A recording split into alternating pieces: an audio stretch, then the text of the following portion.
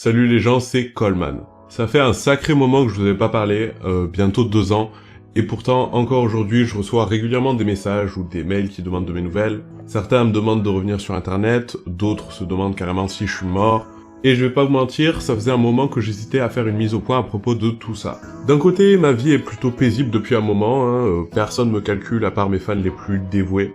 Et justement, réapparaître sur internet, ça met un coup de pied dans la fourmilière. Peu importe la façon dont je le fais, je sais que beaucoup de gens trouveront des choses à dire, donc j'étais loin d'être pressé de le faire et d'affronter les potentiels nouveaux problèmes qu'on va chercher à me créer. Mais de l'autre, ça m'aurait fait vraiment chier que la dernière trace que je laisse ici soit ma dernière vidéo, et faut avouer que cette chaîne ainsi que les gens qui me soutiennent sont toujours importants pour moi. Du coup, me voici, et du coup on va parler.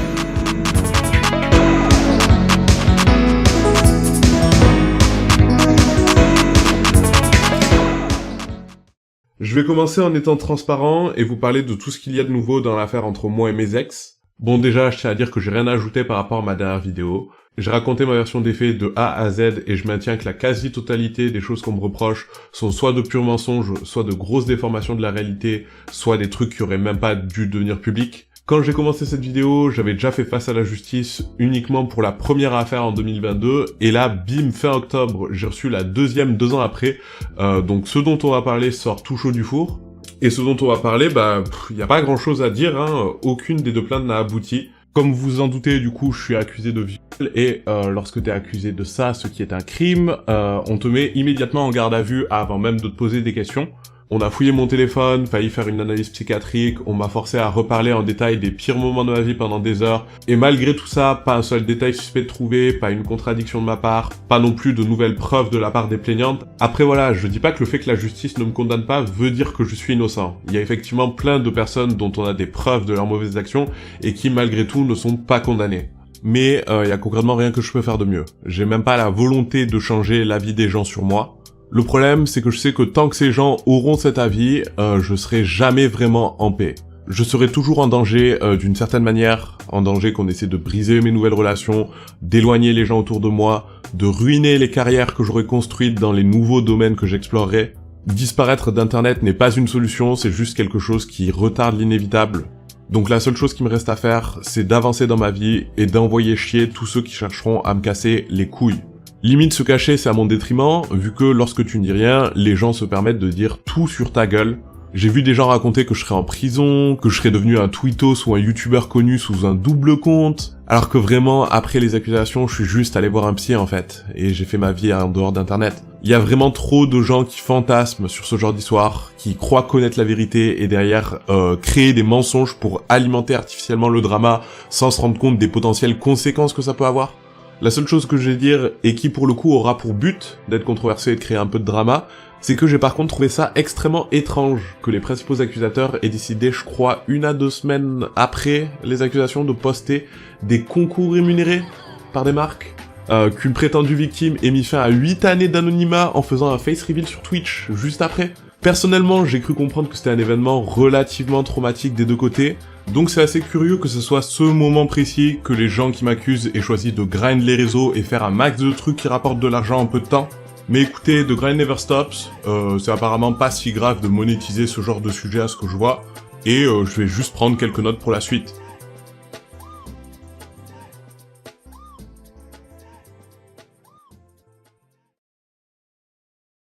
Bon, on a rigolé 2 minutes, mais je tiens quand même à rappeler, surtout à mes subs, que ça sert à rien de s'embrouiller ou s'insulter avec des inconnus pour cette histoire. J'ai pas de problème avec le soutien. Vous pouvez me dire que vous êtes content de me revoir, mais je veux pas d'une armée. Je veux pas de gens qui vont aller mentionner d'autres gens en mon nom, qui vont aller s'embrouiller avec des inconnus ou emmerder même des gens impliqués dans l'histoire. Je sais que beaucoup font ça car ils pensent qu'ils ont besoin de me protéger. Déjà, vous inquiétez pas, j'ai la technique Tyler the Creator. Mais ouais, non seulement c'est inutile, mais ça fait passer vous comme moi pour de mauvaises personnes. J'aimerais aussi qu'on arrête de mélanger avec d'autres personnes. Je vais pas te citer de nom car c'est inutile, mais mes histoires sont mes histoires. Vous choisissez de me croire et de me soutenir, c'est très bien. Par contre, c'est vraiment pas nécessaire que vous utilisiez mon nom pour défendre tous les streamers / influenceurs suivants avec des accusations du même style. Je fais juste de mon mieux pour me défendre moi, j'ai vraiment pas signé pour être l'étendard de tous les mecs connus accusés d'X ou Y. C'est à présent tout ce que j'ai à dire sur cette affaire. À partir de maintenant, la vidéo va simplement parler de moi et de mes projets. Donc je vous invite à rester ou à la quitter en fonction de ce qui vous a amené ici.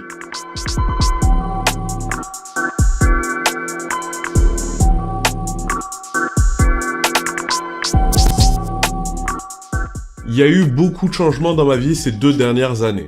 Je vais pas vous mentir que les premiers mois étaient très difficiles, j'ai vu presque tout ce que j'avais construit s'effondrer de manière impuissante, et déjà que j'étais pas si bien que ça moralement avant ce moment, je pense pas avoir besoin de vous expliquer que c'était pas ouf après. Cependant, entre le temps libre que j'avais depuis que j'avais plus de réseaux sociaux et les conversations que j'ai eues avec mes proches et amis restants, ça m'a permis de me remettre énormément en question, ainsi que de me créer de nouvelles passions ou d'approfondir celles déjà existantes. Il y a 2 choses que j'ai faites ces dernières années et qui vont probablement influencer la direction de cette chaîne.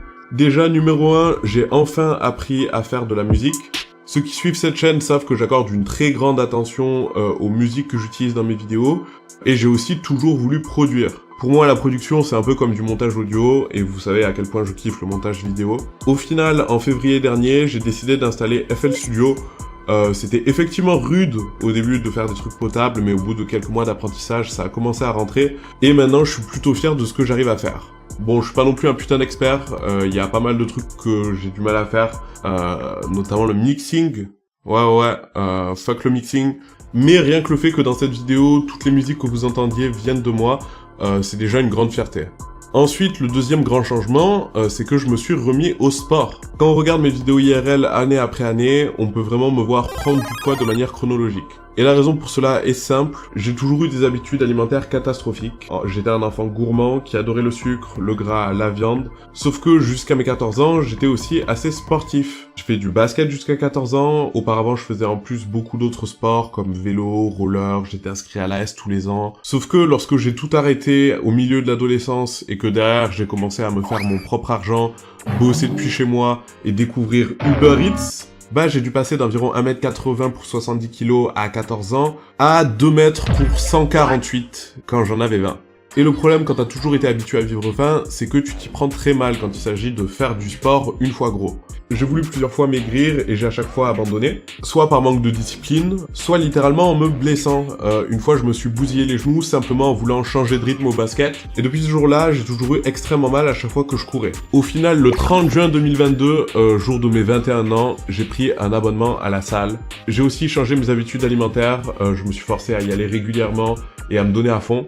Et en 2-3 mois, j'ai dû perdre une vingtaine de kilos, en 6 ou 7, j'étais aux alentours de 110, et à partir de mars-avril 2023, soit 8-9 mois après mes débuts, j'étais enfin arrivé à 100 kilos et satisfait de mon physique. Si vous voulez plus de détails sur comment c'est fait, je vends un guide avec tous mes... Non, je déconne. Je pense potentiellement faire une vidéo pour expliquer mon expérience et mon savoir-faire sur la perte de poids, qui est probablement légèrement différente des autres gros youtubeurs, notamment car moi j'ai commencé obèse et que j'avais ni coach ni nutritionniste. J'ai aussi commencé en 2023, donc j'ai probablement les informations les plus à jour à propos de ça. C'est très difficile quand tu débutes de savoir qui écouter. D'un côté, t'as plein de gens qui diffusent de la désinformation, des idées reçues, des programmes dépassés. De l'autre, t'as des gens qui veulent faire de toi des bodybuilders day one, qui vont dire d'arrêter tous les sucres, tous les fromages, toutes les pâtes, comme si tu te préparais pour Mister Olympia. Je vous assure que si vous êtes gros, c'est absolument pas manger des pâtes au ketchup qui vous empêchent de maigrir. Et malgré mon côté difficile, j'ai trouvé des solutions pour m'alimenter sans me forcer à manger des choses que j'aime pas à chaque repas. En ce moment, je suis moins à fond sur la muscu. Je crois que mon prime en termes de masse musculaire, c'était fin juillet à 94 kg. Maintenant, je suis beaucoup plus concentré sur le basket et je suis actuellement à 88. J'ai perdu du gras, j'ai aussi perdu un peu de muscle. Honnêtement, c'est pas un problème pour moi. J'ai ma dose d'exercice et je m'amuse suffisamment rien qu'avec le basket. Et je sais qu'éventuellement, je finirai par retourner à la salle.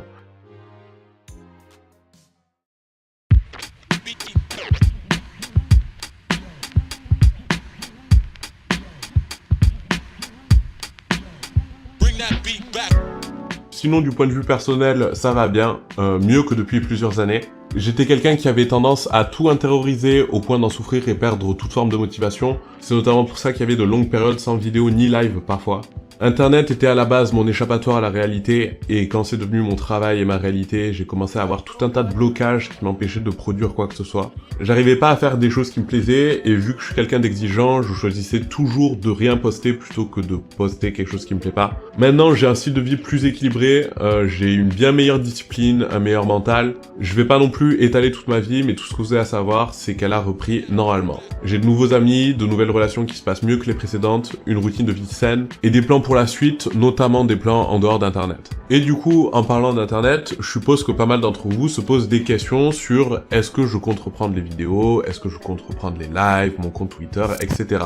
Honnêtement, je suis toujours intéressé par la création de vidéos et je pense en refaire. C'est pas une promesse, de toute façon mes vieux abonnés sont au courant qu'il faut pas me croire sur parole quand je parle de poster sur YouTube, mais j'ai plusieurs projets et idées de vidéos.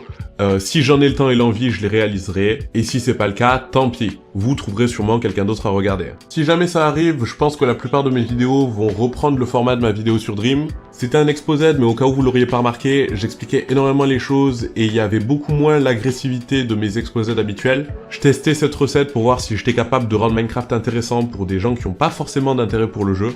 Je pense que la mission a été plus qu'accomplie et mon projet c'était par la suite d'essayer de me diversifier afin d'être en position de faire n'importe quel type de contenu sans que les gens soient dépaysés. Ça m'aurait permis de parler de Minecraft, de Smash, de musique, de sport, d'internet, bref de n'importe quoi. Désolé à ceux qui préfèrent mon style de montage fun et qui espéraient des vidéos gaming à l'ancienne, mes frères, j'ai 22 ans. Les jeux auxquels je joue le plus c'est Pokémon Showdown et Clash Royale et ça doit pas dépasser l'heure par jour. Tous les serveurs sont soit déserts, soit fermés. À part Hypixel et Mindman, ma liste de serveurs est un cimetière. La commu est morte et il y a trop de problèmes pour la ressusciter. Le côté positif, c'est que Minecraft m'inspire toujours des sujets de vidéos, donc il y a de grandes chances qu'il y ait des vidéos à propos de Minecraft. Mais les vidéos montage fun, gameplay que j'avais l'habitude de faire sur Minecraft, c'est probablement terminé. Ah, et aussi pour ceux qui voulaient la partie 2 sur Dream, désolé pour vous, ça arrivera très probablement pas non plus. J'espère que vous donnerez quand même une chance aux autres types de contenus que je compte faire. Peu importe le sujet que j'aborderai, je veillerai à rendre ça divertissant, même pour les gens qui sont pas intéressés initialement, et j'espère que ça vous plaira. Je tiens à dire aussi, pour pas que vous fassiez les choquer, que je reviens aussi pour faire de la thune. Je compte pas négliger le contenu que je ferai pour autant, car c'est le seul type de contenu que j'aime faire. Mais j'ai vraiment plus aucune passion pour YouTube. J'ai plus aucune passion pour la culture du site, j'ai déjà goûté à la popularité, et en dehors des opportunités créatives et financières que ça donne, c'est pas quelque chose qui me plaît. À partir de maintenant, ma relation avec ce site va être strictement professionnelle, je poste ce dont j'ai envie, je mets un gros placement de produit si possible, et je touche mon chèque. Pour ce qui est des autres plateformes, déjà il y a peu de chances qu'un retour sur Twitter arrive. Non seulement je suis dégoûté du site, en partie à cause de ce qui s'est passé il y a 2 ans, mais je commençais à être de plus en plus dégoûté et lassé avant que tout ça arrive. Je sais pas si les gens sont moins drôles ou si c'est moi qui grandis, mais j'y restais surtout actif pour interagir avec mes potes, et car tweeter faisait partie de mon boulot. Alors maintenant que j'ai plus de potes dessus, que l'appli s'appelle X, que Elon Musk est à la tête du bail et a rendu le site plus nul à chier qu'il ne l'a jamais été, franchement, même la monétisation des tweets n'est pas suffisante pour me donner envie de revenir. Pour ce qui est de Twitch, j'ai pas non plus spécialement envie de me remettre au stream, c'est une forme de contenu qui repose beaucoup sur les interactions, or j'ai pas vraiment envie d'interagir avec des gens. Qui plus est, d'après ce que j'ai entendu, Twitch s'est aussi créé tout un tas de problèmes ces dernières années, donc si jamais je reprends les streams, il y a des chances que ce soit tout simplement sur cette chaîne YouTube, dans tous les cas, il y en aura pas avant un moment.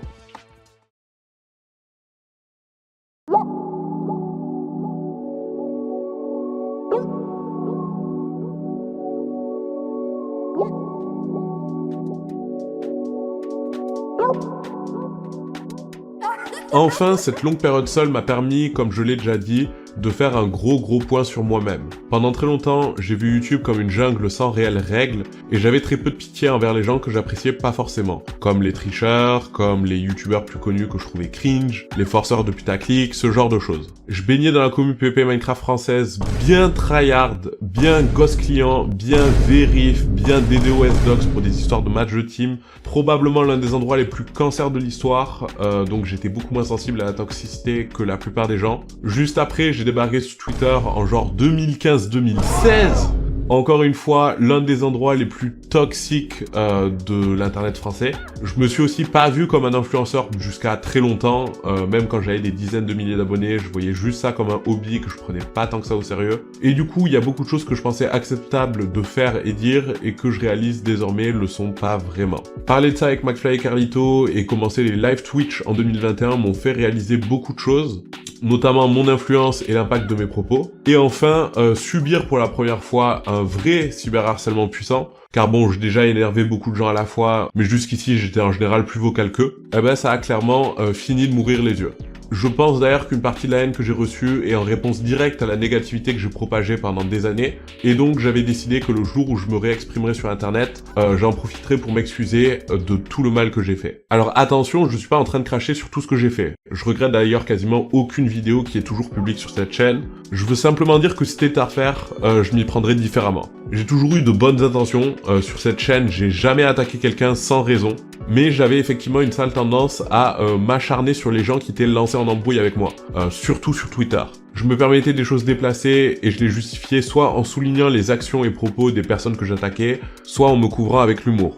Certains diront que j'étais jeune, que j'étais immature et que c'était l'époque, mais même si ça explique ce comportement, ça ne l'excuse pas et ça aurait pu avoir des conséquences graves sur des personnes. Si je devais refaire certaines vidéos, je les referais sûrement en me centrant un peu plus sur mon sujet, avec moins d'agressivité. Je pense que dans la plupart de mes embrouilles, mes preuves parlaient d'elles-mêmes et c'était pas nécessaire d'aller si loin dans le clash. Certes, la triche, le mensonge ou n'importe quelle raison qui m'ont poussé à sortir des vidéos sont des sujets sérieux, ça reste pas pour autant moral de ma part de mitrailler des ambulances. Même si je les porte pas tous dans mon cœur, je demande pardon à chaque personne sur qui j'ai fait une vidéo qui a vraiment souffert à cause de moi. Je demande pardon à chaque personne sur laquelle je me suis acharné sur Twitter, sauf pour les gens qui ont vraiment commis des trucs graves.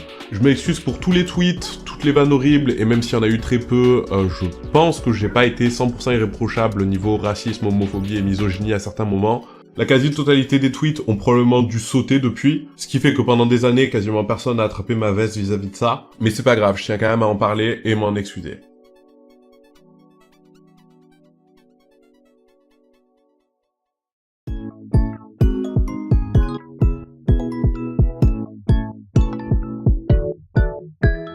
J'espère que cette vidéo vous aura plu, je vais profiter de ces dernières secondes pour m'adresser à ceux qui m'ont soutenu. Je suis à une semaine de passer le stade des 11 ans de ma chaîne, sachant que j'ai créé cette chaîne à 11 ans. Peu importe comment elle se finira, je serai toujours reconnaissant pour ce que cette aventure sur internet m'aura apporté. Le fait que chaque semaine depuis 2 ans, il y a toujours des personnes qui tentent de s'adresser à moi, de savoir comment je vais, et une preuve que j'ai de l'importance pour eux. Et encore aujourd'hui, même si je poste pas, je pense à vous, et je trouve l'inspiration pour avancer dans la vie grâce aux expériences que j'ai vécues sur internet.